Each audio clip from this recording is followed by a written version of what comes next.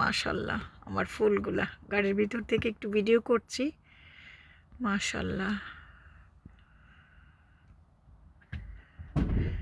ওকে ঠিক আছে, লেট হয়ে যাচ্ছে, যাই এখন। মাশাল্লাহ মাশাল্লাহ পার্পলগুলো সেই সুন্দর লাগতেছে, সেই সুন্দর লাগে আমার বাসাটা মাশাল্লাহ, শুধু ফুলের কারণে।